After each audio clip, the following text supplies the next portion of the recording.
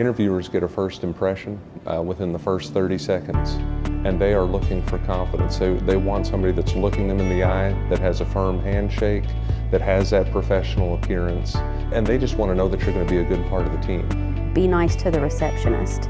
You never know how the feedback from that receptionist might affect what the interviewer is also thinking about you. Be relaxed. Smiling does a great thing in an interview, and when you do interview, pauses are okay. If you get a question that you can't answer, just take a second to get your words together and then just speak confidently. It's okay to say you don't know the answer to a question. Not everybody knows the answer to a question. It's okay to say you can't think of an answer right now. Can we circle back to that question later? Don't walk in cold. Be prepared with questions. Be prepared to do a lot of the talking. Do not bring your mother. Do not bring your pet. Do not bring a girlfriend or boyfriend. And don't bring your phone. I was interviewing a candidate and she continued to pull out her cell phone and take a look. It was distracting, but it also sent the message that she wasn't that interested.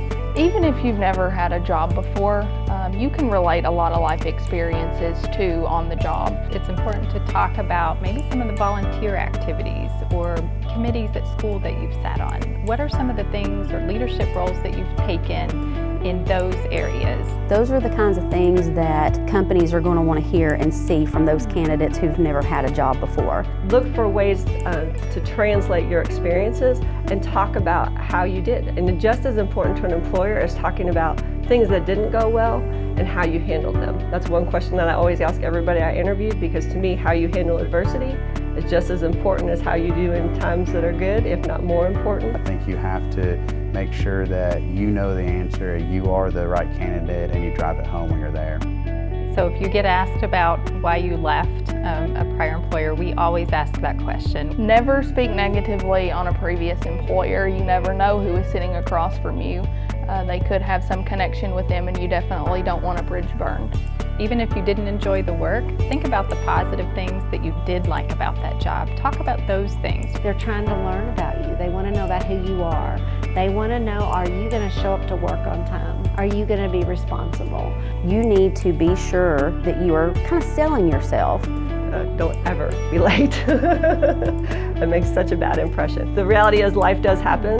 Sometimes you get a flat tire, sometimes the car's not going to start.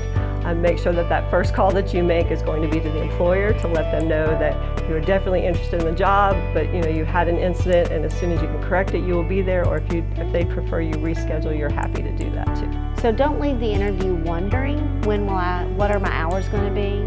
What will I be making? What exactly will I be doing? You should leave the interview knowing those answers. You should leave the interview knowing when they're going to contact you to say, yes, you got the job or you didn't.